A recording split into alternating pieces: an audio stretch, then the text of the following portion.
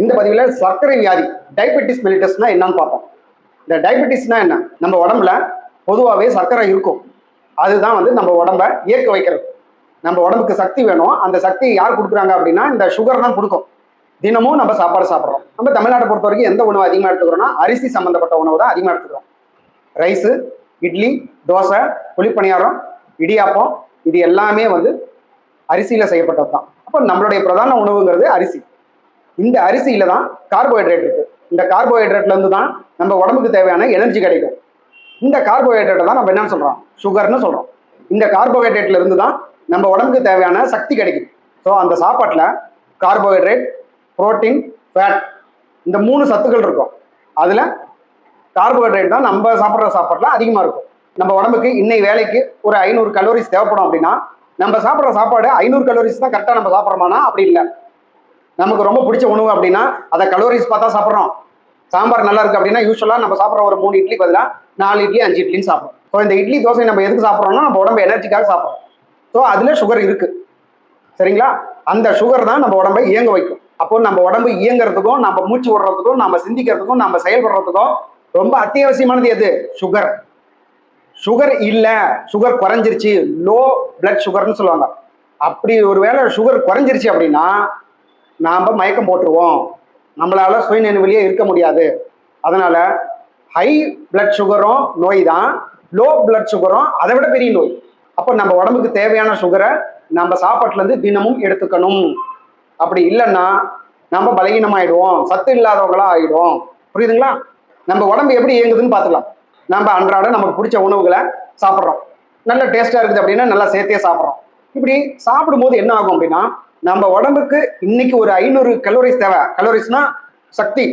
புரியுதுங்களா? இன்னைக்கு ஒரு 500 கலோரிஸ் சக்தி நமக்கு தேவை அப்படின்னா நம்ம ஒரு வேளை 600 கலோரிஸ்க்கு சாப்பிட்ருக்கோம், 700 கலோரிஸ்க்கு சாப்பிட்ருக்கோம், கொஞ்சம் சேர்த்து சாப்பிட்டோம், இன்னைக்கு தேவைக்கு அதிகமாக சாப்பிட்டோம்னா நம்ம உடம்பு என்ன பண்ணும்? அதை 2 விதமாக கையாளும். ஒன்று, அதை கரைச்சி விடும். வேணாம், இன்னைக்கு 500 போதும், நீ எக்ஸ்ட்ரா வந்திருக்கான்னு கரைச்சி விடும். அப்படி இல்லைன்னா நம்ம உடம்பு வேற ஒரு இடத்துல போய் தேக்கி வைக்கும். நம்ம உடம்புல தேக்கும். சுகர் என்ன பண்ணும்? எக்ஸ்ட்ரா சுகரை நம்ம சாப்பிட்றோம் அப்படின்னா சுகர் மட்டும் இல்லை, புரோட்டீனும் அப்படிதான், ஃபேட்டும் அப்படிதான். நம்ம அன்றாட வாழ்க்கைக்கு தேவைக்கு அதிகமாக நம்ம எதை சாப்பிட்டாலும் ஒன்று உடம்பு அதை கரைச்சி வெளியேற்றும், அப்படி இல்லைன்னா உடம்புக்குள்ள தேக்கி வச்சுக்கும். இன்சுலின் அப்படின்னா என்னன்னா அது ஒரு ஹார்மோனு. அது எங்கிருந்து உருவாகுது அப்படின்னா நம்ம வயிற்றுல பேன்கிரியாஸ், இலையீரல் அப்படின்னு ஒன்று இருக்குது. அந்த இலையீரல்ல இருந்து தான் இந்த இன்சுலின் உருவாகுது. இந்த இன்சுலினுடைய வேலை என்ன அப்படின்னா நம்ம உடம்புல நம்ம தேவைக்கு அதிகமா நம்ம சாப்பிட்ற சாப்பாட்டுல இருக்கக்கூடிய அந்த சுகரை என்ன பண்ணுவோம்னா எக்ஸ்ட்ராவா நீங்க இருக்கிறீங்க அப்படின்னு சொல்லி அந்த எக்ஸ்ட்ராவா இருக்கிற சுகரை குறைச்சி விட்டுரும்.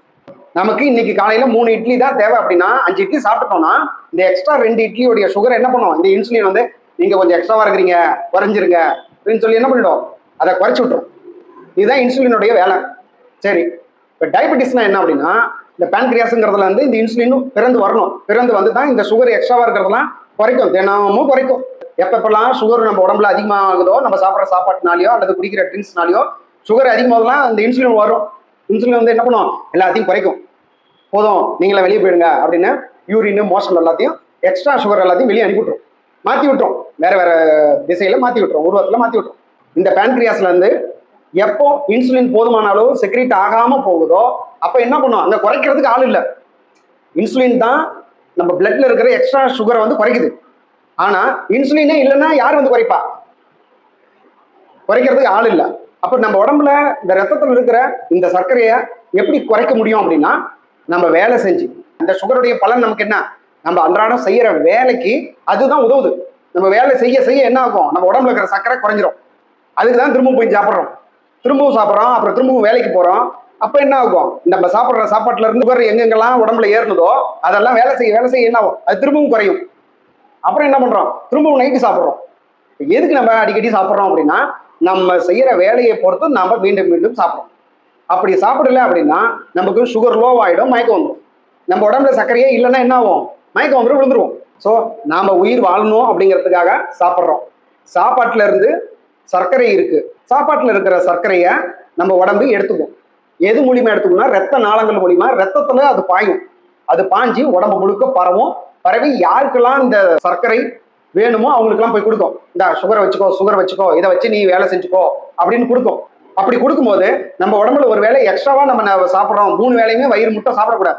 அன்றாடம் நம்ம வேலை செய்யறதுக்கு எவ்வளவு கலோரிஸ் தேவையோ அதுக்கு மேல நம்ம எக்ஸ்ட்ரா சாப்பிட்றது எல்லாமே குறைக்கிறதுக்காக யார் வருவாங்க? சுகரை பொறுத்த வரைக்கும் அந்த வேலையை செய்யறது யாருன்னா இன்சுலின். ஒருவேளை இந்த இன்சுலின் உற்பத்தி ஆகிறது நின்று போச்சு அப்படின்னா நம்ம உடம்புல நம்ம சாப்பிட்ற அந்த சுகரு நம்ம வேலை செஞ்சதுக்கு போக எக்ஸ்ட்ராவா நம்ம பிளட்ல சுகர் ஓடிட்டு இருக்கு அப்படின்னா அதை குறைக்கிறதுக்கு ஆள் இல்லாம அது அங்கேயே நின்றுடும். இந்த ரத்த நாளங்கள்லயே நின்றுடும், அங்கேயே ஓடிக்கிட்டு இருக்கும். ஏன்னா நம்ம வேலையும் செய்யல, எக்ஸ்ட்ராவா இருக்கிற சுகரை குறைக்கிறதுக்கு இன்சுலினும் இல்லை. அப்ப என்ன பண்ணும்? அது ஏறினது என்ன ஆகும் அப்படின்னா அந்த ரத்த நாளங்கள்லயே ஓடிட்டு இருக்கும். இந்த ரத்த நாளங்கள்ல ஓடி ஓடி ஓடி இப்ப இதுதான் பிளட் வெசல்னு வச்சுங்க. ரத்த நாளங்கள்ல ஓடும், ஓடி ஓடி என்ன பண்ணும் அப்படின்னா நம்ம வாட்டர் பைப்ல கொஞ்ச நாள் கழிச்சு உப்பு கட்டும் பாத்தீங்களா, அந்த மாதிரி இந்த சுகரே கட்ட ஆரம்பிச்சிடும். இந்த சுகரே இந்த துவாரத்தை அப்படியே அடைச்சு அடைச்சு அடைச்சு அடிச்சு இப்படி வந்துடும். இப்படி வந்துருச்சு அப்படின்னா இதுதான் என்னவா மாறுது? ஹார்ட் அட்டாக்கா மாறுது. இதயத்துக்கு சப்ளை பண்ற ரத்த நாளங்கள்ல இந்த மாதிரி அடைப்பு ஏற்பட்டுடுச்சு அப்படின்னா என்ன ஆகும்? ஹார்ட் அட்டாக் உண்டு. அப்படி எக்ஸ்ட்ரா சுகர் நம்ம பிளட் வெசல்ஸ்ல நம்ம ரத்த நாளங்கள்ல நம்ம உடம்புல தேங்கிறதுக்கு பேரு, நிக்கிறதுக்கு பேர் தான் ஹை பிளட் சுகர்னு சொல்றோம். அதை தான் டயபெட்டிஸ் மெலிட்டஸ்ன்னு சொல்றோம். அப்ப இந்த இன்சுலினை நீங்க எப்படி புரிஞ்சுக்கணும் அப்படின்னா, நம்ம பைக்ல போறோம், ஸ்பீடா போறோம், இடையில யாராவது வந்துடுறாங்க, இல்ல ஒரு இடத்துல நம்ம நிக்கணும், என்ன பண்ணுவோம்? ஆக்சிலேட்டர் ஸ்பீடு கொடுக்கறது கம்மி பண்ணுவோம், அதுக்கப்புறம் பிரேக்கும் போடுவோம். அப்ப பிரேக் போடும்போது என்ன ஆகும்னா வண்டி நிற்கும். இல்ல பிரேக் இல்லைன்னா என்ன பண்ணுவோம்? மெதுவா போவோம். புரியுதுங்களா? புரிஞ்சுக்கிச்சிங்களா? பிரேக் இருந்தா ஸ்பீடா போவோம், எவ்வளவு ஸ்பீடா வேணாலும் போறோம், அப்புறம் பிரேக் போட்டு நின்னுக்கிறோம், தப்பிச்சுக்கிறோம், ஆக்சிடென்ட் ஆகல. இதுவே பிரேக் இல்ல, பிரேக் லூஸா இருக்குன்னா என்ன பண்ணுவோம்? மெதுவா வண்டியை ஓட்டுவோம். அதே தான் நீங்க சுகருக்கும் பண்ணணும். நீங்க என்ன பண்ணணும்? சுகர் நம்ம உடம்புக்குள்ள எடுத்துக்கிறோம் பாத்தீங்களா, அந்த அளவை குறைச்சிக்கணும். அப்படி குறைச்சிட்டீங்கன்னா இன்சுலின் இல்லைனாலும் நமக்கு கவலை இல்லை. அப்படியே ஒருவேளை இல்லை நான் கொஞ்சம் எக்ஸ்ட்ரா சாப்பிட்டுட்டேன் அப்படின்னா என்ன பண்ணணும்? வேலை செய்யணும். வேலை செஞ்சீங்கன்னா என்ன ஆகும்? சுகரு எனர்ஜியா சக்தியா மாதிரி கரைஞ்சு போயிடும். அப்போ உடல் உழைப்பு இருந்தது அப்படின்னா நீங்க ஒரு வேலை எக்ஸ்ட்ரா சாப்பிட்டிருந்தாலுமே கூட அந்த உழைப்பின் மூலியமா அந்த சுகரை கரைச்சிட முடியும். ஏன்னா சுகருங்கிறது என்னன்னா எனர்ஜி தான், வேற ஒன்றும் இல்லை. அது எனர்ஜியா மாறதுக்கு தான் நம்ம உடம்புல ஏறுது, வேற ஒன்றும் இல்லை. ஸோ சுகர்னா என்னன்னு உங்களுக்கு ஓரளவுக்கு புரிஞ்சிருக்கும்னு நினைக்கிறேன். இன்னொரு தடவை வேற ஒரு எக்ஸாம்பிள் வச்சு சொல்லிடுறேன். 5 விரல் இருக்கு, 5 விரல்னால 5 கிலோவை தூக்க முடியும் அப்படின்னா இந்த ஒரு விரல் கட் ஆகி விழுந்துருச்சு அப்படின்னா பேலன்ஸ் இருக்கிறது 4 விரல் தான். இந்த 4 விரல்ல நம்ம எத்தனை கிலோவை தூக்க முடியும்? 4 கிலோ தான் தூக்க முடியும். ஸோ அதே போலதான் நீங்க என்ன சாப்பிட்டாலும், நீங்க எவ்வளவு சாப்பிட்டாலும் அதுல இருக்கிற சுகரை கரைக்கிறதுக்கு இன்சுலினால முடியும். இன்சுலின் உங்க உடம்புல நல்லா உற்பத்தி ஆயிட்டு இருக்குன்னா நீங்க எப்படி வேணாலும் சாப்பிடலாம். உங்க உடம்புல எக்ஸ்ட்ரா சுகர் சேர்றத ஓரளவுக்கு இன்சுலின் கரைச்சிரும், குறைச்சிரும். ஆனா சுகர் பேஷண்ட்டுக்கு இந்த இன்சுலின் உற்பத்தி குறைவு அப்படிங்கிறதுனால நீங்க என்ன பண்ணணும்? எப்படி வேணாலும் சாப்பிடலாமா? வாய்ப்பு இல்லை. திருப்தியா சாப்பிடலாமா, வயிறு நிறைய சாப்பிடலாமா அப்படின்னா அது என்ன சாப்பிட்றீங்க அப்படிங்கிறத பொறுத்து இருக்கு. ஆனா கார்போஹைட்ரேட் அதிகமா இருக்கக்கூடிய அரிசி அல்லது கோதுமை இது போல உணவுகள் அல்லது வெள்ளை சக்கரை போட்ட இனிப்பு பண்டங்கள் இது போல உணவுகள்லாம் நீங்க மற்றவங்க மாதிரி ஹெவியா சாப்பிட முடியுமா? நல்ல வயிறு நிறைய திருப்தியா சாப்பிட முடியுமானா அது முடியாது. ஸோ மற்றவங்களுக்கு 5 விரல் இருக்கு, அதனால அவங்க 5 கிலோவை தூக்கலாம். அதே போல மற்றவங்களுக்கு இன்சுலின் நல்லா செக்ரீட் ஆகிட்டு இருக்குது, அவங்க எவ்வளவு சாப்பிட்டாலும் அந்த சுகரை குறைக்கிறதுக்கான வழிகள் அவங்களுக்கு இருக்கு. ஆனா சுகர் பேஷண்ட்டுக்கு அந்த வழிகள் குறைவா இருக்கு. அதனால நம்ம என்ன பண்ணணும் அப்படின்னா சாப்பிட்ற சாப்பாடை அளவை குறைச்சிக்கணும். அதிக சுகர் உள்ள உணவுகளை குறைக்கணும். நம்ம இதுக்கு முன்னாடி சாப்பிட்டுட்டு இருந்த அதே அளவை இப்ப சாப்பிடக்கூடாது. அதே போல இன்னொன்னையும் பார்த்துக்கணும், முழுக்கவே இந்த சுகர் இல்லாத அதாவது கார்போஹைட்ரேட் சர்க்கரை இல்லாத உணவுகள், அதாவது அரிசியே எடுக்கக்கூடாது, கோதுமையவே தொடமாட்டேன், இந்த மாதிரி முழுக்க அதை ஸ்டாப் பண்றீங்க, அதை சாப்பிடாம நிறுத்துறீங்க அப்படின்னா அதுவும் ஆபத்து. அதை தான் என்னன்னு சொல்றோம், low sugar. Low sugar high சுகரை விட மோசமானது. ஏன் அப்படின்னா ஹை சுகர் கூட 5 வருஷம் 10 வருஷம் கழிச்சு தான் உங்களை அடிக்கும். ஆனா லோ சுகருங்கிறது அப்பவே அந்த ஸ்பாட்லயே தள்ளி விட்டுரும், அந்த இடத்துலயே உங்களுக்கு மயக்க முட வச்சிடும், கீழே விழுந்துருவீங்க. இருக்கிறதுலயே ரொம்ப டேஞ்சர் லோ சுகர் தான். அதனால யார் யாருக்கெல்லாம் சுகர் இருக்கோ அவங்கெல்லாம் டயத்துக்கு சாப்பிடணும். சாப்பிடாம இருந்தா ஒரு வேளை சுகர் குறையும், 3 வேளையில ஒரு வேளை சாப்பிடாம விட்டா நம்ம உடம்புல சுகர் ஏறுறது குறைஞ்சிரும் அப்படி நீங்க நினைச்சீங்கன்னா அது மிகப்பெரிய ஆபத்துல போய் முடியும். அதுக்கு பதிலாக நீங்க என்ன பண்ணலாம்னா நீங்க உங்களுக்கு பிடிச்ச சாப்பாடை சாப்பிடலாம், பட் அதோடைய அளவை குறைங்க. அரிசி சாப்பிட்றோம், அரிசி தான் சாப்பிட்ற சூழ்நிலை வருது, சாப்பிடலாம், அதோடைய அளவை குறைக்கணும். இவ்வளவு சாப்பிட்டு இருக்கீங்களா, இவ்வளவு குறைச்சிங்க. 5 இட்லி இவ்வளவு நல்லா சாப்பிட்டு இருக்கீங்களா, இனிமேல் 3 இட்லி சாப்பிடுங்க. 4 தோசை சாப்பிட்டு இருந்தீங்களா, இனிமேல் அதை 2ஆ மாத்துங்க. இல்லையே எனக்கு பசி வந்துருமே, எப்ப திரும்ப பசி வருதோ அப்ப சாப்பிடுங்க. அப்போ மற்றவங்க ஒரு நாளைக்கு 3 நேரம் சாப்பிட்றாங்க அப்படின்னா நீங்க 4 நேரமோ 5 நேரமோ தாராளமா சாப்பிடலாம். ஆனா ஒவ்வொரு முறையுமே அளவு கம்மியாக எடுத்துக்கும். அப்படி அளவு கம்மியாக எடுத்துக்கும் போது நம்ம உடம்புக்குள்ள ஏறுற அந்த சுகருடைய அளவு எப்பவுமே கம்மியாகவே இருக்கும். அதை குறைக்கிறதுக்கு அங்கே இன்சுலினும் இல்லை, மாத்திரை பெரிய அளவில் எடுத்துக்கணும்னு அவசியம் இருக்காது. புரியுதுங்களா? ஒரு சில டைப்புக்கு எப்படினாலும் மாத்திரை எடுக்கிற மாதிரி இருக்கும். பட் இது பொதுவான அறிவுரை. ஸோ சர்க்கரை உள்ளவங்க உணவு அளவு கம்மியாக எடுத்துங்க. பட் அப்பப்போ நீங்கள் சாப்பிடலாம். வயிறு நிறைய சாப்பிடக்கூடாது. ஆனால் பிடிச்சது இஷ்டப்பட்டது கேசரியாகவே இருந்தாலும் கொஞ்சம் எடுத்துக்கோங்க. மற்றவங்க ஒரு பவுல் எடுத்துக்க முடியும் அப்படின்னா நீங்கள் கொஞ்சமாக எடுத்துக்கங்க. திருப்பதி லட்டே சாப்பிட்னாலும் சாப்பிட்லாம். ஆனால் அதோடைய அளவு எவ்வளோ இருக்கும்? டேஸ்ட்டுக்காக இருக்கும். ஸோ சுகரை குறைக்கிறேன் அப்படிங்கிற பேரில் சாப்பிடாம இருக்கிறதும் ஆபத்து. சுகர் இருந்தால் என்ன பண்ணிட போகுது பார்த்துக்கலாம் அப்படின்ட்டு அளவுக்கு அதிகமாகவோ அல்லது சுகர் வரதுக்கு முன்னாடி நீங்கள் எப்படி சாப்பிட்டுட்டு இருந்தீங்களோ அதே அளவுலேயே மேலும் மேலும் சாப்பிட்றதும் உங்களுக்கு ஆபத்தில் போய் முடியும்.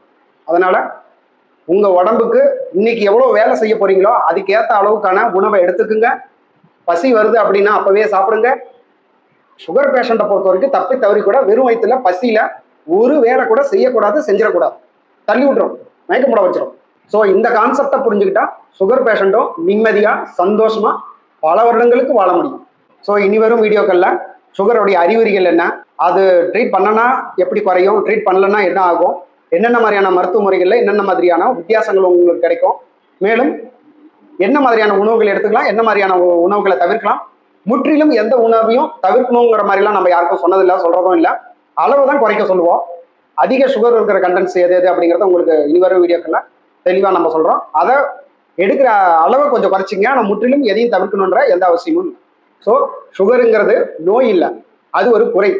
அப்போ அந்த குறையை எப்படி சமாளிக்கணும்னு தெரிஞ்சுக்கிட்டோம் அப்படின்னா நாமளும் சுகர் இல்லாதவங்க எப்படி சந்தோஷமாக வாழ்கிறாங்களோ அதே மாதிரியான வாழ்க்கையை நம்ம வாழ முடியும். சுகரை பற்றி தொடர்ந்து பேசுவோம். அடுத்த வீடியோவில் பார்ப்போம்.